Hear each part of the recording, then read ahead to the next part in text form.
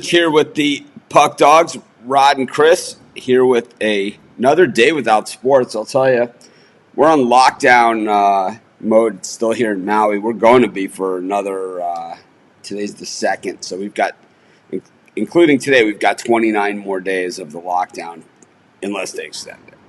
But hopefully you guys are, safe and sound. The news not pretty, anywhere you look.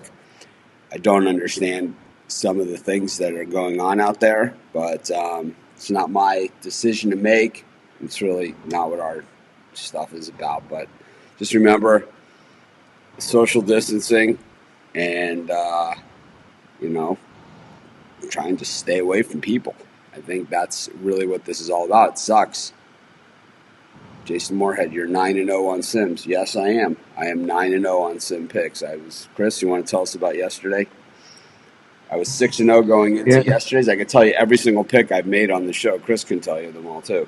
The other day I had Miami. So it started off, I had Miami, Philly on the money line against Dallas, and the Vikings minus 2.5. The Vikings won 51-10. The Dolphins won outright and against the Bengals in overtime, and Philly beat Dallas outright as well. Then the day after that, we had the one of them was basketball. We won that with the Lakers. Clippers. But Lakers beat the Clippers by 32. Yeah, I find these sim picks pretty easy. I don't know. I haven't watched one game, and I have never played these games. But I can tell you, if you're going by the ratings of the teams and how this should play out based upon the rosters that are there, and these are layups. These are all layups. Yesterday, I had the Jaguars. They won 26-19. They were plus 3.5. We won with that one. I had the 49ers minus 8.5. They won 27-16. And we had the Chargers minus 3.5.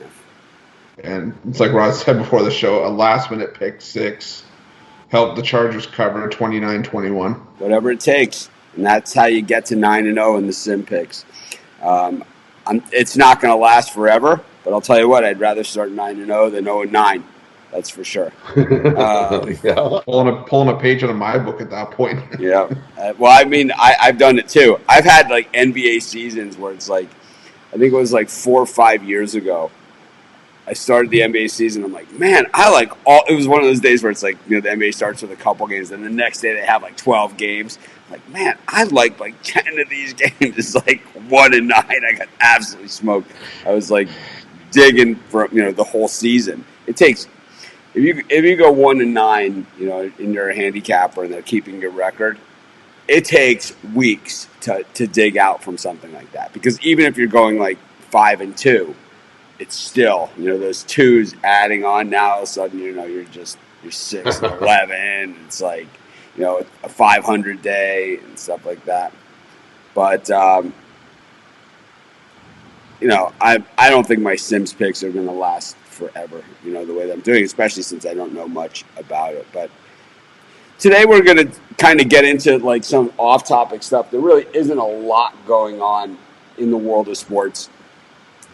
And, we're not going to pretend that there is. There's certainly not any games to pick, not any news We're going to do our Sims picks. We do them at the end of the show. So if you want to, not tune in and then just rewatch the replay and fast forward to the last 5 minutes or something, you'll get those Sim picks. But, so news was out that they would cancel the Open Championship, which is, we call the British Open. And now they're saying, we never said that. So they're kind of, this is what happens. This is what happens in this sort of environment.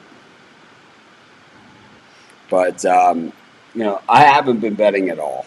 I'll be honest with you guys. I have not been betting at all. I bet a little bit of horses on Saturday. I was lukewarm.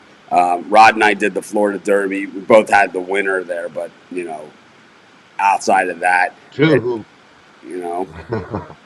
Two hoop that's on that Derby. Two came running out of nowhere right at the end, and got second. Yeah, I liked it too when we went over the form, and I don't know why I threw them out. I kind of like I took a long shot in there, and mine was the 10 that I took instead, and it was kind of I had it narrowed down to a few horses. I could have gone 2, I could have gone 10, could have gone there was a few scratches in there. I don't know. It's one of those things where I really didn't prep all that much, and at the end of it, I kind of just threw some horses together when we did our picks at the end. So it wasn't my best, but certainly not my worst. So, once again, I'm going to get back to the social distancing thing. And, it's the last thing I'm going to say about it is that I know there are 17 states that don't have lockdown orders in the United States. And I don't know what it is in Canada, but I would say that the longer that the states don't have the lockdown, the longer it's going to be until we have sports. Yep. Because I'll tell you one thing. I don't like it. All right. All right. Let's get one thing. Let's put. We're going to get into the topic of the show in just in a second here, and this kind of all leads into it.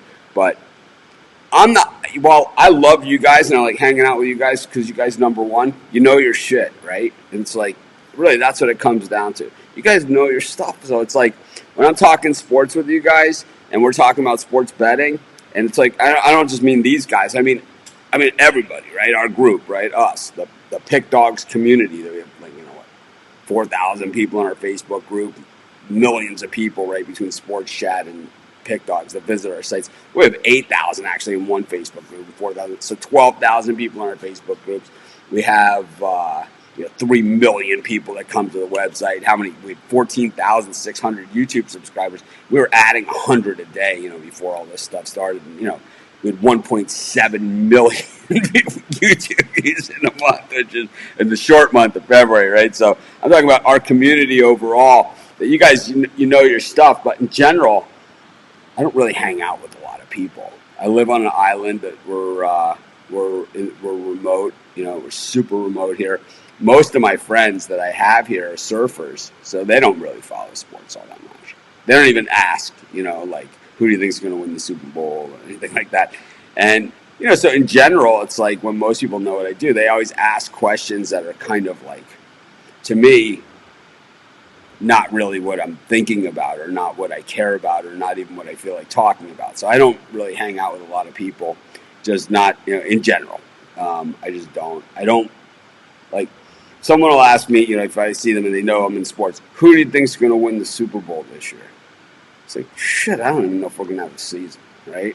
It's like, it's like, in general, on a day-to-day basis, who's going to win the NBA championship? I mean, that's one of the hardest questions out there, right? I mean, during this NBA season that we had, way out. I mean, there's, when we left off, there's 10 teams that could have done it, right?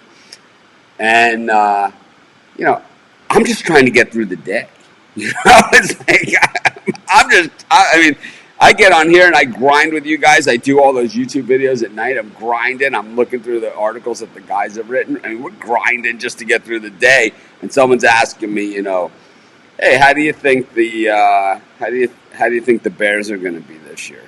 It's like we haven't even had the draft and free agency hasn't started, right? It's like these are the type of things, but. So I don't really have trouble with the social distancing and I kind of like the idea of social distancing. I don't like people up in my grill. And I kind of, the lockdown, really, I go surfing or play golf at, 5, 6 o'clock in the morning. I'm home by 8:30, 9 o'clock, and I don't go out again the rest of the day. So it really hasn't had a huge effect on me, except I don't get to play golf, and I haven't surfed as much, but we do have waves now, and the beaches are open for surfing, and that's it. You can't, like, congregate on the beach or, like, lay out and read a book or something. But I think you guys should, everyone out there, it's like, encourage, if you don't have the lockdown, the sooner you get it over with, the better it is. So we have 26 cases here in Maui, 1 death. I'm not saying that it's not going to get worse. It's going to get worse than that. But I believe that we started the lockdown and everything early enough that it's going to be contained here, and we're going to be fine. Like by April 30th, they might extend it a little bit more, but we're going to be okay to go around. And I mean, we're still going to have to practice social distancing probably for some time, right? I mean, this could be a year of social distancing. But we're going to be able to function, as an island. I'll be out playing golf again. People will be able to go to the beach again. All these things are going to happen. We're not going to let tourists in. It's going to be 14-day quarantine and all that stuff. Is my guess is how that's going to work, because nobody else is doing this. So not everybody else. Not saying nobody else. Not everybody else is doing the social distancing. It's like, if not everybody isn't doing it, then it doesn't work. And there's 17 states that don't have it as a with a lockdown right now in the United States. And I don't know about, like I said, I don't know about Canada and the rest of the world, but the longer people wait to do this, the longer this is going to go. It just takes one state. If, say, someone in Florida where they don't have it, right, is a New Yorker, they're on vacation, they're out and around, there's no lockdown, and then they go back to New York and the shit starts all over again. I mean, this sucks. It's like, yeah, I wanted March Madness. We would be in the baseball season right now, too. We'd be in NBA, like the playoff, battling to get in the playoffs. We'd be in baseball season, complaining about how early they started the season with snowouts probably in parts of the country. And,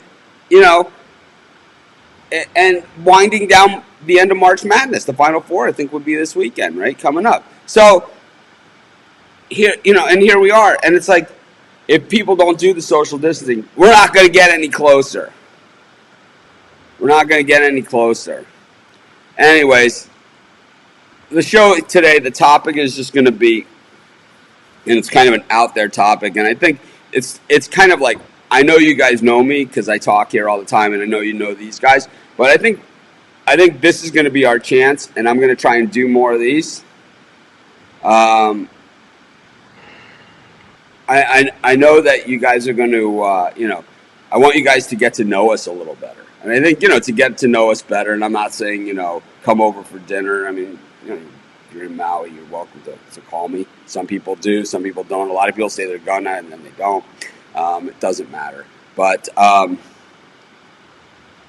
think to start it off, and I think this will be fun to bring Steve Monahan in here, over the weekend. And it's, why do we love sports, And I think that is our common bond, is that we all bet on sports. And tomorrow we're going to talk about why we bet on sports. And I'm interested to hear from everybody out there, not just us.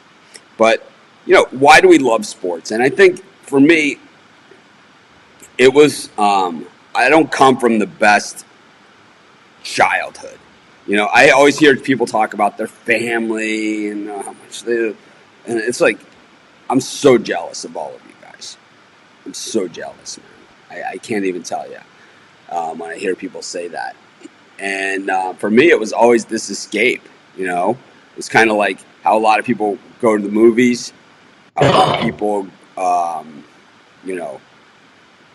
read a book or something back from the way kids maybe play video games today. For us, this is what we did. We didn't have, I grew up in Miami, we didn't have a baseball team.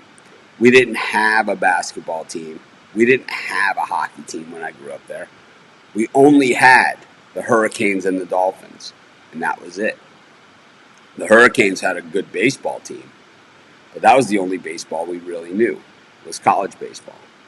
There was pro baseball, and we had the only baseball back then was the Saturday game of the week with Joe Garagiola, and then there was Monday Night Baseball after Monday Night Football ended. Or it wasn't after Monday Night Football ended, but it was kind of like a few months into the season. It was certainly not as predominant as the coverage is today. We got local coverage, kind of like how I talk about how we got local coverage of the Montreal Canadiens on our local channel. We also got coverage of the Atlanta Braves, were our team back then. And it wasn't the Braves that you see now. It's the Roland Office, Hank Aaron Braves. But, you know, we all kind of grew up playing sports, you know, whether it be organized sports or with our friends.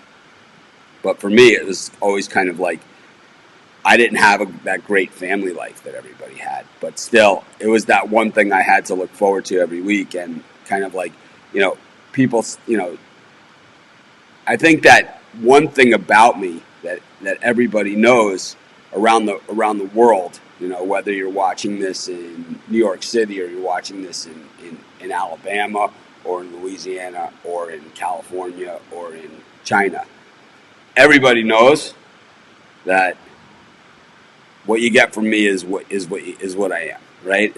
Yeah, everybody knows that. There's nothing scripted here. This is all authentic, and you know I think that comes from college football and being a college football fan. I think that what we see, and you know, we're going to get into this in the thing, but for me, who I am and as a sports fan, it comes from sitting in those stands at the old Orange Bowl in 120-degree weather watching the Miami Hurricanes, who were terrible back then. And then at the same time, while the Hurricanes were horrible, we had the Miami Dolphins, who were unbeatable back then. So the 71, 72, 73 Dolphins, which, you know, I went to every home game, and I know Chris is a Patriot fan, and I love throwing this one in the Patriot fans' face. We beat them 52-0 at home that year. Anyways, Chris, you want to give us a little bit of background about, like, you know, why you love sports? Because obviously, you know, you write thousands of articles a year and, you know, hundreds every month, you know, so you can't. I try and explain to people. I talk to people about starting a website. People ask me all the time, how do I start a website? We'll do some shows on that too, you know, and how do you start a YouTube channel and how do you start a podcast and all these other things that I've done. But the one thing that I always tell everybody is that you can't possibly do any of that stuff, no matter what the topic is, unless you really love it. Because a guy like Chris, who writes all these articles every month and even shows up on this show, some days you feel like doing it and some days you don't. So you got to really, really love it and be able to do it kind of on your very worst day. So Chris, you want to give us a little bit of background? Like, when was your first game that you remember watching? And, you know, First game I remember watching was in 1996. I was 5 years old. I remember this vividly because I was 30. I was 20. Just to date everything. No, but I remember walking through the Renaissance Hotel, the hotel that's connected to the now Rogers, the Sky Dome, and you know, just having one of the doors, the hotel room doors open, and just looking straight through, and you could see the window overlooking the field, and it was right above the scoreboard, and it was just, you could see